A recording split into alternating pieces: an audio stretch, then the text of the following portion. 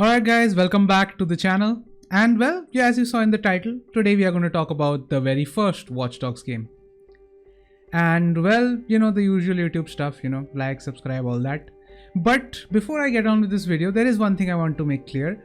This is a review of the entire game, so there are going to be spoilers in it. I'm not going to discuss every single thing that happened, but there will be spoilers about this game. So in case you haven't played it and you don't want the spoilers, then I would highly suggest you go play the game, then watch it. If you don't really care about it that much, then you can just watch the video. And you know what, I'm just gonna stop wasting your time and let's just get on with the video.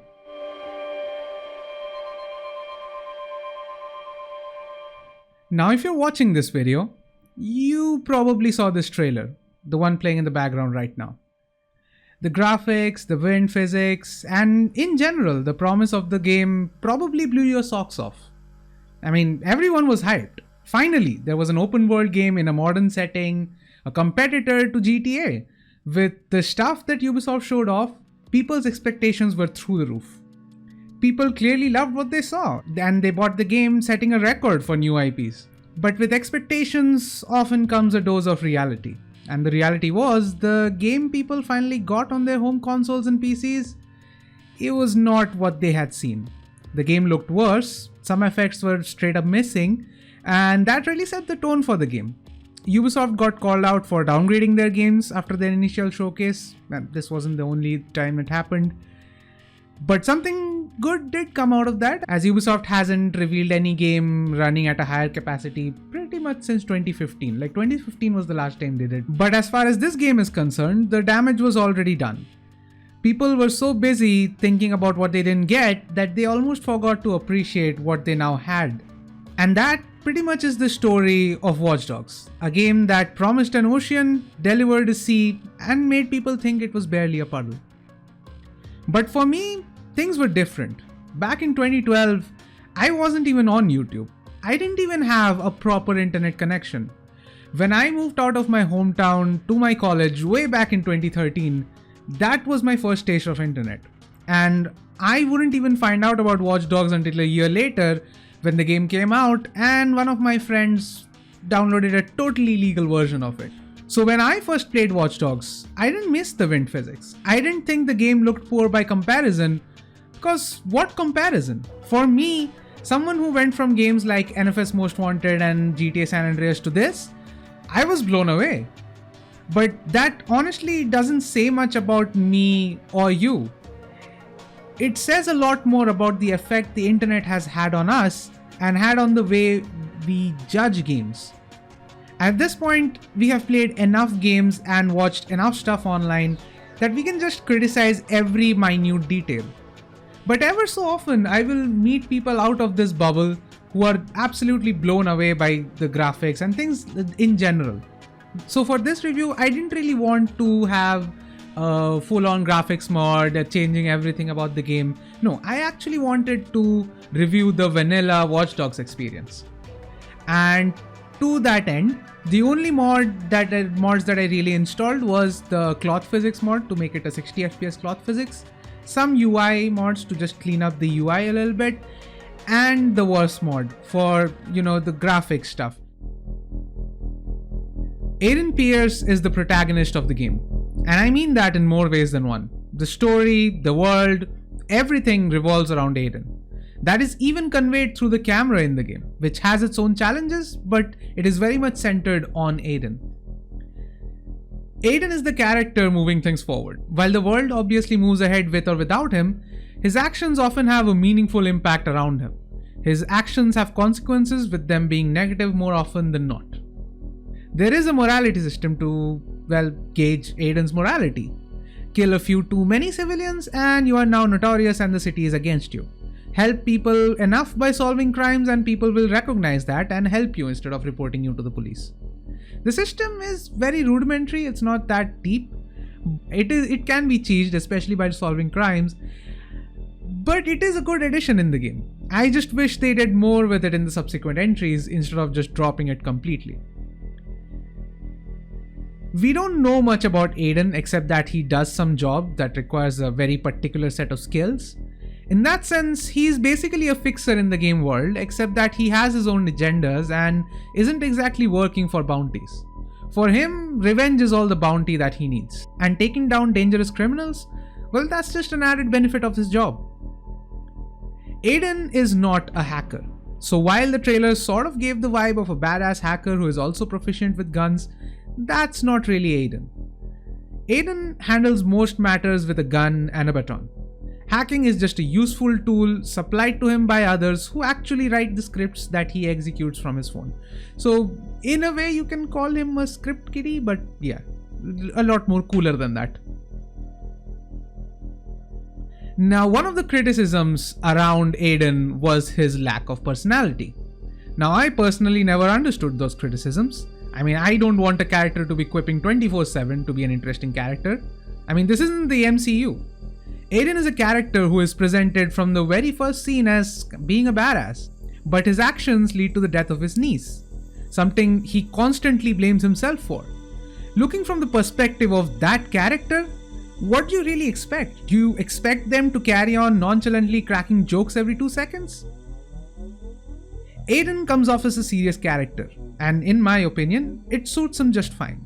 Given his past and given his actions as the vigilante, it makes a lot of sense for him to be the way he is. But ever so often, Aiden shows some moments of levity and vulnerability. Every time Aiden interacts with his sister or his nephew, he is usually calm and collected and behaves like any other person would.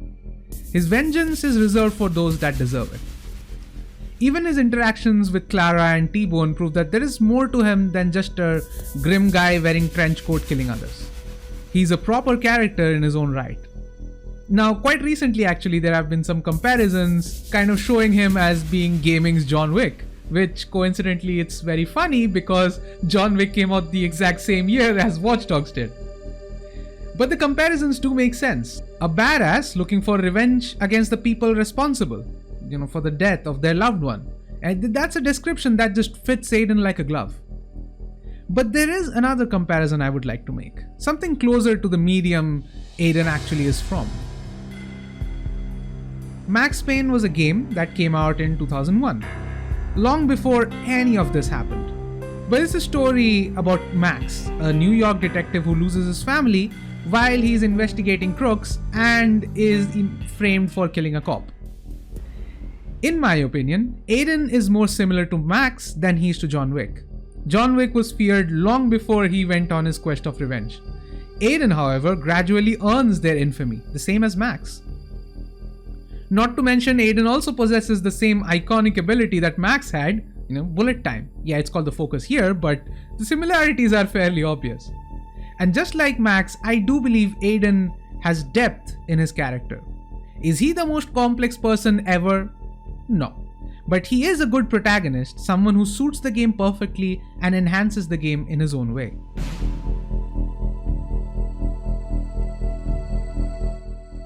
The narrative of Watch Dogs is a very personal one. It's Aiden's story of revenge against the people who did him wrong. So for his story to work well, it's necessary for his antagonists to be just as good. And they were.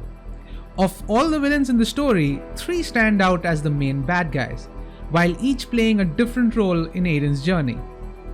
Damien Brenks is established as an ally of Aiden in the very first scene of the game. But the little incident which they referred to as the Merlot job changed all of that. While the fallout of that job is actually what caused Aiden's niece to die and started the whole thing, Damien himself was attacked and left a cripple. In a sense, they both want the same thing, to find out what really happened. Aiden, however, is reluctant to work with him given his tendencies to overdo it, which is what caused the whole incident in the first place. And in typical fashion, Damien does overdo it. He uses Aiden's own nature against him, first threatening Aiden's sister to set Aiden on the path to finding him, then kidnapping said sister to ensure compliance from Aiden. He knows exactly which buttons to push. But while he keeps reassuring Aiden it's simply to find out what happened, in reality, he has bigger plans. His plan is to take control of CTOS from the inside, to know everything that goes on in the city, to control critical infrastructure, to let's just say, create malfunctions. For him, Aiden is little more than a tool to be used for convenience, and Aiden, through his predictability, keeps dropping deeper into his trap. One of the targets Aiden comes across while trying to get information for Damien is Iraq. Now, I think he calls himself Iraq, but I just can't keep saying that. I'm just going to call him Iraq. He's the king of his castle being Rossi Fremont, a section that is abandoned by Blume during development. Aiden finds out that he was the second hacker present at the Merlot, and Damien sets him on the path to recover what Iraq had. Turns out what he had is dirt on every major figure in Chicago, at the behest of one Lucky Quinn. So it is up to Aiden to infiltrate this seemingly impenetrable fort, and this brings Aiden into contact with another character called Bedbug. Bedbug is basically the black sheep of his family. He's one fuck up away from getting sent to the morgue by his cousin Iraq, and Aiden uses this as an opportunity to get himself some hands inside Rossi Fremont. His interactions with Aiden actually sets up Aiden's character very well. While Aiden is using him for something extremely dangerous, a part of Aiden does feel guilty about it, and he is concerned. He is relieved when Bedbug actually confirms that he is in fact alive. All of this, however, leads to Aiden finally infiltrating Rossi Fremont himself and taking down Iraq and getting all the data. And while he manages to get the data decrypted, he is faced with the person who is responsible for all of it. Lucky Quinn sits at the top of the food chain when it comes to crime in Chicago. There is a saying which goes by, beware of an old man in a profession where men usually die young. And Lucky Quinn displays this in phenomenal fashion. Right from the very first moment when Aiden first crosses paths with Lucky Quinn, he comes across as someone that you stay well clear of. And the further we move into the game, the more it holds true. Iraq was simply working for Quinn, and it was he who had dirt on everyone and consequently controlled the whole city. While Damien wanted CTOS to access the city, Quinn used something far simpler: people. And I don't think anyone could question the effectiveness of his methods. The human trafficking storyline was one of those moments where you truly see Quinn in his element. It shows a man putting up a display just because he can, to show who holds power there. He could not care less about some vigilante mucking about and causing damage. For him, it's not even something worth acknowledging. And turns out the whole thing was set in motion simply because an old man wanted to protect his secrets. He assumed that Aiden and Damien were simply trying to get a video of the mayor murdering an ex-Blume employee. That is what caused him to send people to fix this issue. Lucky Quinn is as menacing as they come, which makes the way he dies all the more satisfying. Behind bulletproof glass and with a sense of invincibility, thinking Aiden clearly can't reach him, he realizes that, well, there are other ways to reach him. Aiden stops his pacemaker, causing him to wither away slowly and in pain. It is one of the darkest moments I have seen in any game, and it is fitting for him to die that way. While this story is about Aiden, he didn't go up against the entire underworld of Chicago and Blume alone. But first, let's look at the reason why he did any of this in the first place. His sister, his niece, and nephew play an important role in the story. The death of his niece is what set him on this path to begin with. And eventually, that is what caused his remaining family to be threatened and his sister to be kidnapped. While he wants to protect his family, his actions actually put his family under more and more threat. Eventually, he does escape with his family and eventually just lets go of them. Now on to his other family, the one he made going after Damien, Quinn, and Blume. One of the very first characters he meets is Jordi. And in all honesty, Jordi is one of the best characters in the game. You can trust him to do his job, but he is always a little odd. His constant banter with Aiden is very entertaining, and he always comes across as someone who has your back. Until someone pays him more. Another character that you meet early on is Clara. Introduced in one of your phone conversations as Bad Boy 17, when Aiden actually meets her, it turns out she isn't a bad boy. Or 17. But Clara sticks with Aiden throughout his journey, and we do find out that it was more due to guilt than anything else. It was her who ran the trace which pointed the finger straight at Aiden and caused the whole thing to be set in motion. But she always did feel guilty and she really did help. and it was later revealed that it was she who kept leaving flowers in Lena's grave. By the way, Lena is Aiden's niece. Another person who helps Aiden most is Raymond T-Bone Kenny, and he is one hell of a guy. To the point where I would actually say Watch Dogs would have suffered as a game had it not been for him. He was introduced into the game when Aiden finds out the data he stole from Rossi Fremont is encrypted and he needs someone to crack it. And T-Bone was the ideal candidate. T-Bone shines from the very first moment where he appears on the screen. While he is reluctant to help him at first, he is convinced once Aiden actually infiltrates Blume and deletes any traces of him from CTOS. This sets off one of the most awesome missions in the entire game as you escape from half an army coming after you while using insane gadgets and just finishing off by blowing up the entire yard. T-Bone helps Aiden until the very end of the story, and of course he went on to have his own standalone DLC in Bad Blood and making an appearance in Watch Dogs 2.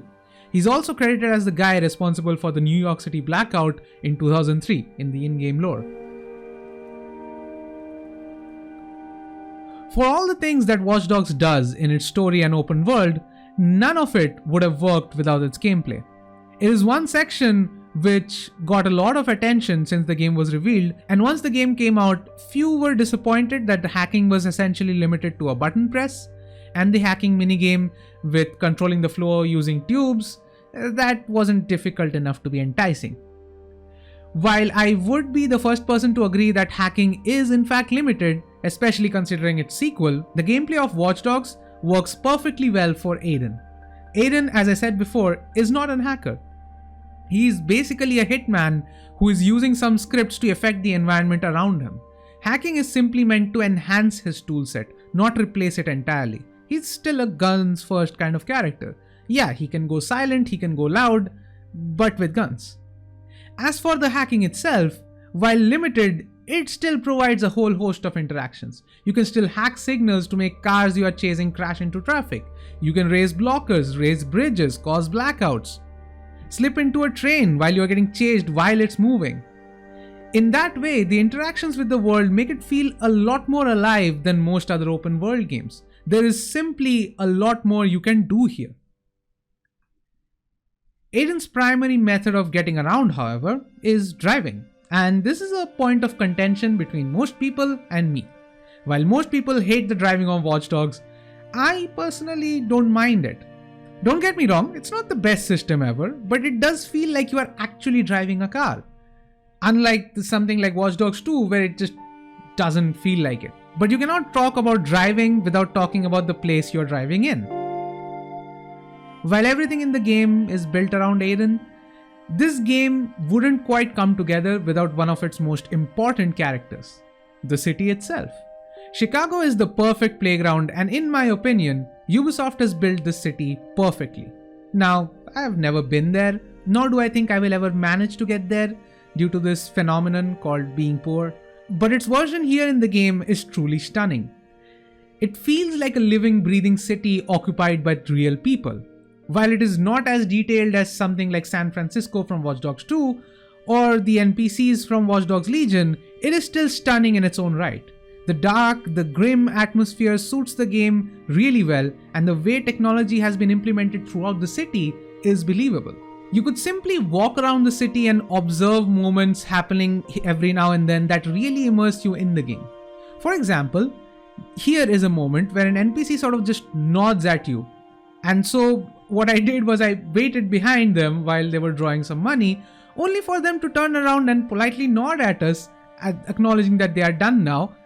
And this is just one small tiny detail, but it just makes the game feel so real, the world feels so real.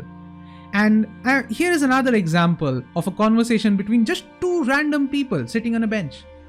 Things like this you can just miss entirely. I'm just gonna let you hear it. It's not like I have a lawyer.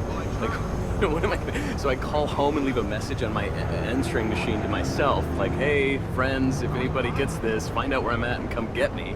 And then he goes to take me to my cell, and on the way, there's this big tray of bologna sandwiches, and I despise bologna sandwiches. I stand them, they make me sick to my stomach. And he says, "You want anything to eat?" And I said, "I can't." And he said, you might want to take the bologna sandwiches. It's gonna be a long night. Hey, come on. He walks me into this cold cell. It's all, fluorescent light and really, really cold walls. And I go in there and there's that toilet, with the open toilet just sitting there. And floating in the toilet is a bologna sandwich from the guy who's screwed there before me. So, of course, my stomach is gone. And I basically spent the night curled up with my t-shirt wrapped around my legs from the freezing cold, hearing, lots of commotion and chaos all night long. And then finally they let me out in the morning, just let me go. And I didn't even know where I was at. I'd never been to Cook County Jail. I'm standing outside, just standing there going, okay, where do I go? A couple minutes later, my friend shows up, and we both work together. We just looked at each other and said, I'm calling you sick. Southbound train. It was over. Can I help you? So then, at that point, this cop comes to the door, and this guy's freaking out, and I go, all right, that's me, get me out of here. And I think I'm going home, but no, I'm not. I'm going to spend the night. So the cop goes, I had to bring you to your cell. And so we walk by, and the thing I didn't mention is when I walked by first, all the men, they were pounding on the windows going, fresh meat, fresh meat, fresh meat. Terrifying. And then I passed by the women's holding cell, and I was thankful I was a man. The women in there were pulling each other by the hair, they were hitting each other, they were screaming. It was terrifying. I thought, oh my God, thank God I was in It's the other all chair. about you. Honk away. Northbound train. Now, if you just drive around, you will probably never see it. But they are there. Every NPC has their own traits, their descriptions that you can access via Profiler. Now, it's not as in-depth as the sequels, because Watch Dogs 2 and Legion both do other things with NPCs, but it gives some amount of depth to otherwise just nameless NPCs. The world truly feels alive, and Chicago is one of the best worlds created by Ubisoft. Whether it's NPCs are just doing their thing or reacting to you, NPCs will react differently even based on your reputation, as I discussed before. They can get trapped in vehicles while you are having a gunfight, and you can proceed to rescue them from vehicles. There is just so much to do around this city. Unfortunately, this is where the spell is broken. These missions, while I found them fun, they are extremely repetitive. Gang hideouts can be fun if you're trying to do it a certain way, but sometimes the game will artificially limit you by having you take them down by melee instead of killing them. Same with criminal convoys. The fixer mission generally just involves driving through checkpoints, which I personally didn't mind, but I know again a lot of people don't like the driving, so they clearly wouldn't like these missions. And then we get to the side missions, and in my opinion, these are the most poorly done thing in the entire game. Like, for example, I'm just talking about one of the side mission chains. It involved human trafficking. Now, I decided to do it because it is directly involved in the storyline of the main game, and the tracking them down using those briefcases, it was tedious, but it's doable. But the worst part about it is once you're done and the final mission comes up, it's the same generic mission that you have done like 50 times at this point. And there is no payoff. You just kill him and Aiden just says one line and that's it. There is not even a cutscene here. And I feel like some attention should have been paid here to these mini storylines to make them feel more complete and have at least some satisfying payoff.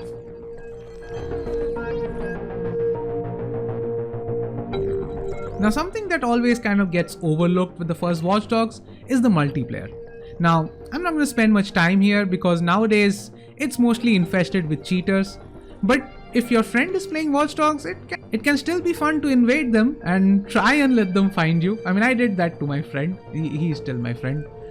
Invasions were just a really fun mode, and it required some effort to understand and play it. It's not just a run and gun mode. It required you to go against your instinct and act like an NPC and make sure that you can stay undetected. It honestly has a better use for social stealth than any Assassin's Creed game in the last decade. It's basically digital hide and seek, and it is fun. Overall, if I had to summarize Watch Dogs, it is overrated and underrated at the same time. Ubisoft promised the world when they showed off that E3 demo. This game had insane hype behind it, but it never quite reached that level. But I do think people were rather quick to dismiss it. This game is one of the better games made by Ubisoft and is among the best games ever made by Ubisoft. It is sad that the franchise is in the state that it is. It is dead and buried, but it really shouldn't be. Watch Dogs has some things going for it. There isn't really another game quite like it, and I do feel that it has that potential to be something special. Now it falls upon Ubisoft to utilize that potential, but honestly at this point, I am not confident that they can. So while this game is still available, enjoy. It's a great experience. You can find it for basically nothing nowadays, and most modern hardware can run this game just fine. I would recommend getting it on a PC because there are just so many mods now. The modding scene has really popped off for Watch Dogs. And like, for example, two of the mods that I would highly recommend is the Windy City and the Living City mod, and these will drastically improve your experience. And there are other mods as well. I am sure you can figure it out. You can just go into Nexus Mod and look into what you want yourself. But once again, I would highly recommend that you play this game, and just get the game, have fun, and I will see you around in Chicago.